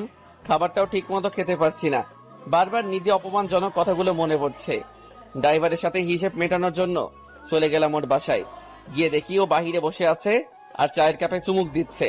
আমি রাগের মাথায় গজগজ করতে করতে ওর কাছে গিয়ে 2টা থাপ্পড় বসিয়ে দিলাম ওর গালে। সাথে সাথে ওর হাত থেকে কাপটা ছিটকে পড়ে যায় আর ও আমার কাছ থেকে 3 হাত দূরে গিয়ে পড়ে। ও আমার দিকে তাকাতে খুব অবাক হয়ে যায়। হয়তো ও আমাকে তার বাসায় আশা করে নাই। আমি গিয়ে ওর কলার চেপে ধরলাম। কিরে, এত বিশ্বাস করলাম তোর উপর, আর তুই কিনা আমাকে এইভাবে ঠকালি? স্যার, আমার কথাটা তো শুনুন। তোর কোনো কথাই আজ শুনবো না। থাপ্পড় খেয়ে ওর ঠোঁট ফেটে রক্ত বের হচ্ছে। তোর যখন যা লাগে আমি তখনই তোকে তা দিয়েছি, তাহলে কেন আমার সাথে এমনটা করলি? তোকে আমি নিজের ভাই ভেবেছি। স্যার, আমার কোনো দোষ নেই, আমার কথাটা আপনাকে শুনতে হবে। তোর মতো বেইমানের কথা শুনে আমার কি হবে? আমার যা হারাবার আমি তো তাই হারিয়েছি, শুধু তোর জন্য।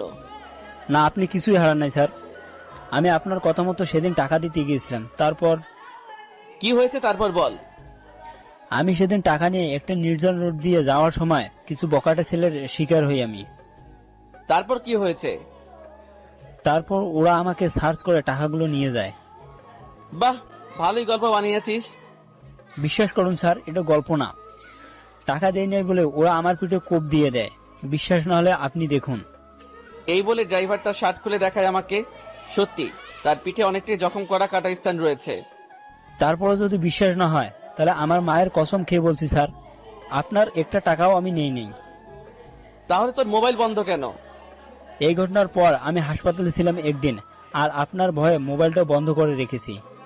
জানিস টাকা না পেয়ে নিধি আমাকে কতটা অপমান করেছে? তার জন্য আমি সরি স্যার। আমাকে মাফ করে দিস, ভুল ভেবে তোর গায়ে হাত তুলেছি।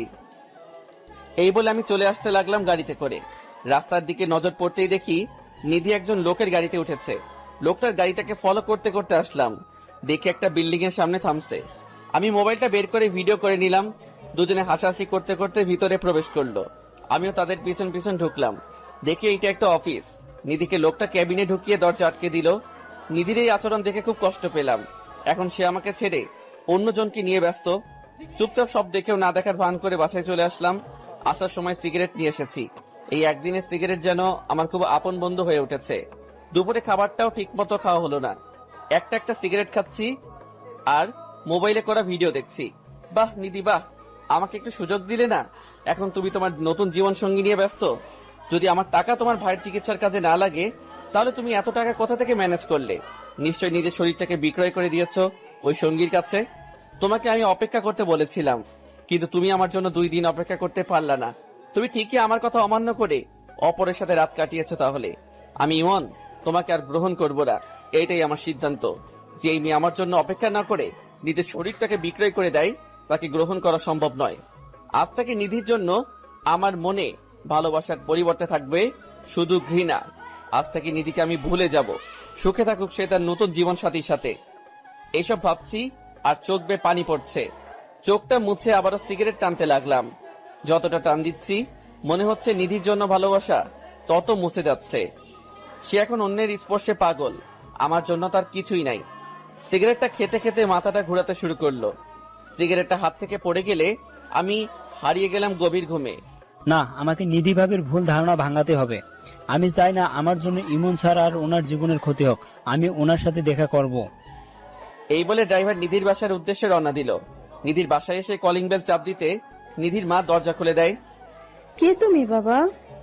আমাকে আপনি চিনবেন না। নিধি কি বাসায় আছে? আচ্ছা তুমি বসো, আমি নিধিকে ডেকে আনছি।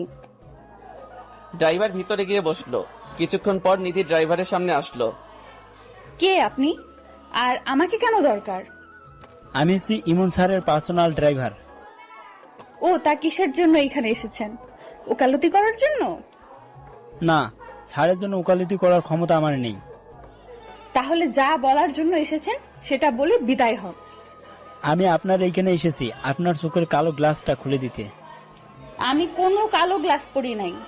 কালো গ্লাসটা আমার চোখের থেকে সরে যাওয়ার কারণে আমি সাদা কালো বুঝতে পারি। না, পারেন নাই আপনি বুঝতে। যদি বুঝতে পারতেন তাহলে স্যারকে এইভাবে অপমান করতেন না। তাই এসব বলার আপনি কে? স্যার অফিসের কাজে বিদেশে যাওয়ার আগে আপনার জন্য টাকা দিয়ে গিয়েছিল আমার কাছে। কথাটা শোনার পর নিধি থমকে দাঁড়ায়।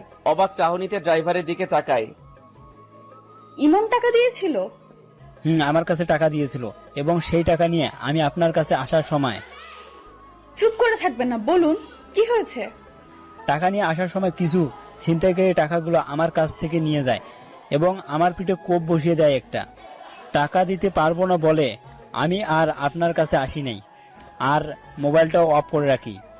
কি বলছেন আপনি এসব? এতক্ষণ যা বললাম সব সত্যি, আর আপনি না বুঝে একজন মানুষকে এত কষ্ট দিলেন। নিধি ড্রাইভারের কথা শুনে চেয়ারের উপর ধপাস করে বসে পড়ে। সত্যিটা আমি বলে দিয়েছি, এবার আপনি কি করবেন সেটা আপনার ব্যাপার। এই বলে ড্রাইভার চলে আসে নিধির বাড়ি থেকে। নিধি দরজা টেনে নিশ্চুপ হয়ে কান্না করতে থাকে আর অনুতপ্ত স্বীকার করছে, ছি ছি, আমি এত নিচে নেমে গেছি যার জন্য আমি আমার ভালোবাসার মানুষটাকে এইভাবে অপমান করলাম। আমি ইমনের সাথে যা করেছি সত্যি তা মাফ পাওয়ার অযোগ্য আমি। ইমন কি আমাকে মাফ করবে? আমি ওর হাতে পায়ে ধরবো। এই বলে নিধি কাঁদছে। না না, আমাকে আর দেরি করলে চলবে না। ইমনের কাছে গিয়ে সবটা বলে মাফ চাইতে হবে। এমন মনোভাব নিয়ে নিধি বাড়ি থেকে বেরিয়ে যায় আমার বাসায় আসার জন্য। এইদিকে রাত হয়ে গেছে। আমি খাবার না খেয়ে সিগারেট খেতে শুরু করলাম। একটা না খেয়েই চলেছি, বিরতি নেওয়ার চেষ্টা করছি না। নিধি আমাকে যত অপমান করেছে তাতে আমার কষ্ট নেই। আমার কষ্ট হচ্ছে অন্য কারোর সাথে নিধি চলাফেরা করছে। এইসব যত ভাবছি মাথার রাগটা ততই বেড়ে যাচ্ছে। রাগটা কমানোর জন্য একের পর এক সিগারেট খেয়েই চলেছি। হঠাৎ অনুভব করলাম আমার মুখে সিগারেট নেই। তাকিয়ে দেখি পাশে নিধি দাঁড়িয়ে আছে আর আমার সিগারেট ওর হাতে। ওর দিকে তাকাতেই দেখি ওর চোখ কিছুটা লাল হয়ে আছে, হয়তো কান্না করেছে। ওকে দেখে রাগটা আরো বেড়ে গেল। তুমি এইখানে কি করছো? আমি সব সত্যি জানতে পেরেছি। আমি তোমাকে ভুল বুঝেছি। প্লিজ আমাকে মাফ করে দাও। আরে তোমাকে তো আগেই মাফ করে দিয়েছি আমি, এখন এইখান থেকে যাও। আরে তুমি সিগারেট খাচ্ছ কেন? আমার মন চাইছে সিগারেট খেয়েছি, এতে তোমার কি? আমার অনেক কিছু কারণ, তুমি আমার সব। নিধির মুখে কথাটা শুনে মেজাজটা বিগড়ে গেল। আরে দূর রাখ তোর প্রেম, তোর মতো নষ্টা মেয়ের কোনো দরকার নেই আমার। আমার মুখে নষ্টা মেয়ে শব্দটা শুনে নিধি প্রচন্ড তুই নষ্টা মেয়ে। আমার আগেই বোঝা উচিত ছিল যে পতিতাদের মনে কোনোদিন ভালোবাসা জন্মায় না, কারণ সে টাকার পিছনে দৌড়ায়। তুমি আমাকে এভাবে বলতে পারলে? পেরেছি, কারণ আমার টাকা দিয়ে অপুর অপারেশন না হলে তুই এত টাকা কোথা থেকে জোগাড় করেছিস? সেই কাহিনী লম্বা। থাক, দরকার নেই শুনান। আজকে সকালে যাকে নিয়ে গাড়িতে উঠেছিলি সে কি তোকে বিছানায় সুখ দিতে পারছে না, তাই আমার কাছে এসেছিস আবার? চুপ করো তুমি, অনেক বলেছো তুমি। আমার কাছে প্রমাণ আছে। এই বলে ওদের ভিডিওটা দেখিয়ে দিলাম। নিধিকে খুব স্বাভাবিক মনে হচ্ছে। সে আমার ভাই হয়, সে আমাকে বোন ডেকেছে। বাহ, আমি বিদেশ যেতে না যেতে ভাই বানিয়ে ফেলেছিস। তা আজকেও তো ওর সাথে ঘুরেছিলি, কি মনে করিস আমি জানি না? তুমি সব ভুল জানো। হ্যাঁ হ্যাঁ, আমি ভুল জানি, আর তুই সব ঠিক জানিস, তাই না? আমার কথাটা তো একবার শুনবা। তোর কোনো কথাই আমি আজকে শুনবো না। নিধি পতিতা নামের কোনো মেয়ের সাথে আজ থেকে আমার সম্পর্ক নেই। নিধি এবার জোর করে কেঁদে দেয়। আমাকে একটু বোঝার চেষ্টা করো, ওর সাথে আমার কোনো সম্পর্ক হয়নি। ও তাহলে ছেলেটা তোমাকে এতগুলো টাকা দিয়ে দিল এমনি এমনি? তুমি আমার সম্পূর্ণ কথা তো শুনবা আগে। তোর কোনো কথা শোনার ইচ্ছে নেই আমার, তুই এইখান থেকে যা। প্লিজ ইমন, তুমি আমাকে ভুল বুঝতেছো, প্লিজ বোঝার চেষ্টা করো। তুই কোন সাহসে তোর নষ্ট শরীর দিয়ে আমার হাত ধরলি? নিধি আমার হাতের থাপ্পড় খেয়ে মাটিতে পড়ে যায়। বাহ, আচ্ছা, আমাকে তুমি ভুল বুঝলে। এমন একদিন সময় আসবে যেদিন আমাকে তুমি অনেক খুঁজবে, কিন্তু পাবে না। আজ আমি চলে যাচ্ছি, আর কোনো দিন আসবো না। নিধি কাঁদতে কাঁদতে বাসা থেকে বেরিয়ে যায়। আমি আবার সোফায় বসে মনের সুখে সিগারেট খাচ্ছি। আজ মনটাকে খুব হালকা লাগছে পতিতাটাকে দূর করতে পেরে। যে মেয়ে আমার জন্য অপেক্ষা না করে অপরের কাছে নিজেকে সঁপে দেয়, তার কোনো দরকার নেই আমার জীবনে। রাতে শান্তির মতো ঘুমিয়ে গেলাম। সকালে উঠে মনটা ভালো করার জন্য অফিসে চলে গেলাম। অফিসে কাজ করছি, সবাই সবার মতো দুপুরের খাবার খাচ্ছে। হঠাৎ আমার নিধির কথা খুব মনে পড়ছে, কারণ ও আমাকে জিজ্ঞেস করলো খেয়েছে কিনা। মাথা থেকে নিধির ঝামেলা সরিয়ে আবারও কাজে মন দিলাম। অফিস থেকে বাসায় এসে কিছু খাবার খেয়ে নিলাম। রাতে মা কল করলো। হ্যাঁ মা, বলো। কি রে বাবা, মাত্র অফিস থেকে ফিরেছিস? কিছুক্ষণ আগে আসলাম। ঠিক মতো খাবার খেয়েছিস? খেয়েছি কিছুক্ষণ আগে। তা তুমি কেমন আছো? এই তো ভালো। গ্রামে আসবি কবে? না মা, এখন আসা যাবে না। কয়দিন আগে ছুটি শেষ করেছি, তাই এখন আর আসবো না। ছুটির মধ্যে আসতে পারলি না? কিভাবে আসবো, যে চাপ যাচ্ছে এই কয়দিন আমার উপর। যাই হোক, ঠিক মতো নিজের যত্ন নিস। বাবা কোথায়? তোর বাবা রুমে আছে, আর আমি রান্নাঘরে। আচ্ছা। কিরে, নিধির মোবাইল বন্ধ কেন? মায়ের মুখ থেকে নিধি নামটা শুনে খুব খারাপ লাগলো। কই, সেটা তো জানি না। তোর সাথে কি ওর যোগাযোগ হয়? হয়তো। ও, তাহলে তো ভালোই। আর এখন রেস্ট নে, কাল আবার অফিসে যেতে হবে। ওকে, বাই। আল্লাহ হাফেজ। কলটা কেটে দিয়ে আমি ঘুমানোর প্রস্তুতি নিলাম। নিধির কথা মাথা থেকে ফেলে দিয়েছি। কয়েক ঘন্টা ওর চিন্তা মাথাতেই আসে নাই। এইভাবে কেটে গেল কয়েকটা দিন। মুখে মুখে আমি ঠিকই নিধিকে ভুলতে পেরেছি, কিন্তু মন আমার ঠিকই তাকে খুঁজে বেড়ায়। সারাদিন অফিস করে বাসায় ফেরার সময় কেউ একজনকে চোখ আটকে গেল। গাড়িটাকে সাইড করে দাঁড়িয়ে করিয়ে লোকটাকে ভালো করে তাকিয়ে দেখে এটা সেই লোক যাকে আমি নিধির পাশে দেখেছিলাম। সে একটা মেয়ের সাথে মার্কেটে ঢুকছে। আমিও তাদের পিছন পিছন গেলাম। লোকটার সাথে মেয়েটা একটা ড্রেস দিয়ে ট্রায়াল রুমে গেল। আমি সেই সুযোগে লোকটার সামনে গেলাম। বাহ, চমৎকার। আর কত ভাই? কে ভাই আপনি? চিনলাম না তো আপনাকে।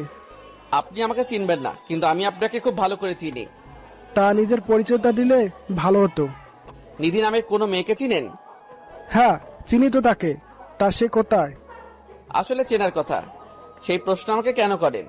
প্রশ্নের উত্তর তো আপনার জানা কথা। তা আপনি কে যে ওইসব শুনতে চাচ্ছেন? আপনার পরিচয় জেনে লাভ নেই। তার কয়জন মেয়ের জীবন নষ্ট করবেন? মেয়ের জীবন নষ্ট করলাম মানে? কয়দিন আগে দেখলাম নিধির সাথে ভালোই ফুর্তিতে ছিলেন, আবার এখন একজনকে নিয়ে আছেন। মুখ সামলে কথা বলুন, আমি ওর ভাই হই। লোকটার মুখে ভাই কথাটা শুনে খুব অবাক হলাম। ভাই মানে? ওর সাথে আপনার পরিচয় কোথায় হয়? আপনাকে কেন বলতে যাব আমি? প্লিজ ভাই বলুন, আমি আপনাকে আমার পরিচয় পরে দিব। নিধির সাথে আমার প্রথম পরিচয় হয় পতিতলায়। পতিতালয়? একটা ছেলে ওকে মিথ্যে আশ্বাস দিয়ে পালিয়ে গিয়েছে। বেচারির ভাইয়ের অপারেশনের জন্য খুব টাকার প্রয়োজন, তাই ও কোনো আস্থা খুঁজে না পেয়ে পতিতলায় ছুটে আছে। তারপর কি হয়েছে? তারপর আমি যখন ওর কাছে যাই তখন ও আমাকে তার সব ঘটনা খুলে বলে। আর ওই বিশ্বাসঘাতক ছেলেটার কথা রাখার জন্য নিজের দেহটাকে অন্যের কাছে বিলিয়ে দেয়নি সে। তাহলে আপনি কেন ওকে টাকা দিয়েছেন? মেয়েটি আমাকে ভাইয়ের দোহাই দিয়েছিল।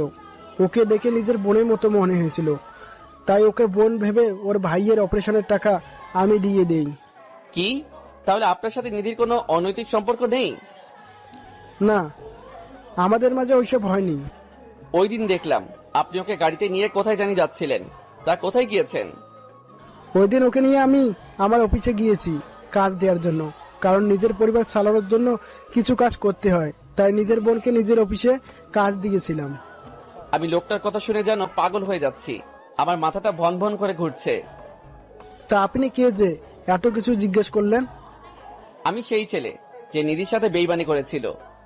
তাহলে আপনি সেই ছেলে? আমি নিধিকে ভুল বুঝে অনেক অপমান করেছি। আপনার কপাল অনেক ভালো যে এমন একটা মেয়েকে ভালোবাসতে পেরেছেন।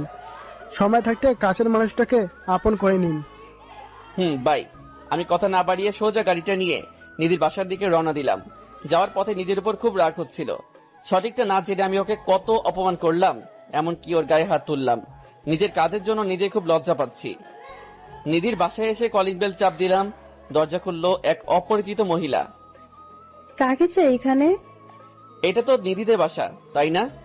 না, এখানে নিধি নামের কেউ থাকে না, আমরাই নতুন ভাড়াটিয়া এখানের। ও আচ্ছা, বলতে পারবেন ওরা কোথায় গিয়েছে? সেটা তো আমরা জানি না। মহিলাটা দরজাটা আটকে দিল।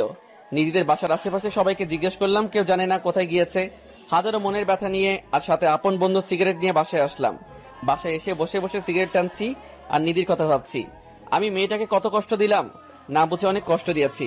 পতিতা বলে গালি দিয়েছি, এমনকি ওর গায়ে হাত তুলেছি। জানি না ওকে পাবো কিনা। নিধির ভাবনা ছেদ ঘটলো মায়ের কলে। হ্যাঁ মা, বলো। কি রে, কি করস? এই তো বসে আছি। কি রে, তোর গলাটা এমন লাগতেছে কেন? কই, আমি তো ঠিক আছি। আচ্ছা, তোকে যে কারণে কল দিয়েছি সেটা হলো তুই কাল চাকরি ছেড়ে গ্রামে আসবি। গ্রামে আসবো কেন? তোর বাবার ব্যবসাটা তুই দেখবি। তোর বাবা শারীরিক দুর্বলতা অনুভব করছে। কেন? বাবার কি হয়েছে? সেটা আসলে দেখতে পাবি। আর সাথে করে নিধিকেও নিয়ে আসিস। নিধির কথা শুনে মনটা কেঁদে উঠল। মন চেয়েছে চিৎকার করে কেঁদে ওকে ডাকতে। কি রে, কিছু বলছিস না কেন? আসবো কাল। এখন রাখি মা। ওকে, আল্লাহ হাফেজ। কলটা কেটে দিলাম। যেই শহরে আমার নিধিকে খুঁজে পাওয়া যাবে না, সেই শহরে আমার থাকার কোনো মানে নেই। রাতটা কোনো মতে পার করে সকালে অফিসে গিয়ে রিজাইন লেটারটা দিয়ে চাকরিটা বাদ করে এসেছি। সবকিছু গুছিয়ে চিরচেনা শহর থেকে বিদায় নিয়ে চলে আসলাম। মা বাবার সাথে কোনো মতে কথা বলে ছাদে চলে আসলাম। এসে সিগারেট টানতে লাগলাম। কয়েকটা টানার পর কেউ একজন আমার মুখ থেকে সিগারেটটা নিয়ে নিল। তাকে দেখি মা দাঁড়িয়ে আছে, আমি চুপচাপ বসে আছি। কি রে, তুই সিগারেট খাচ্ছিস কেন? তোর কথাবার্তা শুনে আর তোর চেহারা অবস্থা দেখে আমার কিছুটা সন্দেহ হচ্ছে। কই, আমার কিছু হয়নি তো। আমার চোখের দিকে তাকিয়ে বলতো। আমি মায়ের চোখে তাকালাম না। তোকে বলেছে নিধিকে নিয়ে আসতে, আনলি না কেন? নিধির কথা শুনে মাকে জড়িয়ে ধরে কাঁদতে শুরু করলাম। মা আমার অবস্থা দেখে অবাক। কি রে, কি হয়েছে আমাকে বলবি তো? মা, নিধি আমাকে ছেড়ে চলে গেছে। ছেড়ে চলে গেছে মানে? আমি মাকে আমাদের সব ভুল বোঝাবুঝির কাহিনী শুরু থেকে বললাম। তুই নিধিকে খুঁজেছিস? শহরের এমন কোন জায়গায় বাদ নেই যে আমি খুঁজিনি। আচ্ছা থাক, যে চলে গেছে তাকে না ফিরিয়ে আনাটাই ভালো। মা, তুমি তো ওকে নিজের মেয়ের মতো স্নেহ করো, তাহলে আজ তুমি এই কথা কিভাবে বলছো? যেই মেয়ে ছেড়ে চলে যায় তাকে আমি আমার বউ করব না।